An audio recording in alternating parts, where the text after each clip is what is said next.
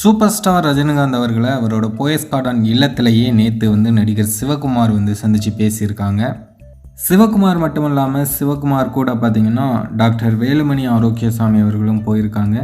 இவங்க 2 பேரும் போய் தலைவர் வீட்டில் தலைவர்கிட்ட பேசிட்டு தலைவர்கிட்ட புகைப்படமும் எடுத்துகிட்டு அதை சோசியல் மீடியாக்கள்லையும் பதிவிட்டிருக்காங்க. இது பற்றி டாக்டர் வேலுமணி ஆரோக்கியசாமி ஒரு நெகிழ்ச்சியான பதிவு ஒன்று போட்டிருக்காரு.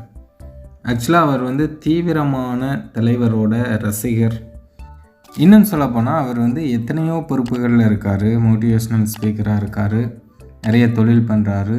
இருந்தாலும் அவர் முதலாவதாக அவரோட ட்விட்டர் பேஜில் போட்டிருக்கிற விஷயம் நான் ரஜினி ஃபேன் அப்படிங்கிறது தான். ஸோ அந்தளவுக்கு அவர் தீவிரமான ரசிகர். அவர் ட்வீட்டில் என்ன சொல்லியிருக்கார் அப்படின்னா, கனவு நனவானது, 50 ஆண்டுகள் இதற்காக தான் காத்திருந்தேன். அவர் என்னை கேட்டதை அறிந்து ரொம்பவே மகிழ்ச்சி. என்னோட கதை, என்னோட பயணம், இது எல்லாத்தையுமே முழுசாக 40 நிமிடம் எங்களுக்கு கொடுத்து அதை கேட்டுக்கிட்டாரு. சூப்பர் ஸ்டார் என்னோட பஞ்ச் லைன்களை என்னிடம் சொல்வது நான் எதிர்பார்க்கவே இல்லை.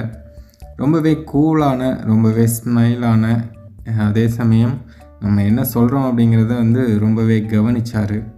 திரியும் போது கூட கீப் மோட்டிவேட்டிங் அப்படின்னு சொன்னார். ஆஹா, என்ன ஒரு பயணம், என்ன ஒரு பணிவு.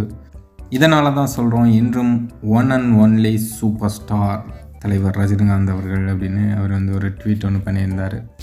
கூடவே இன்னொரு ட்வீட்டும் பண்ணியிருக்காரு. ஆஹா, மலைத்து போனேன், லைத்து போனேன், உறைந்து போனேன், பின் உயிர் தெழுந்தேன் அப்படின்னு.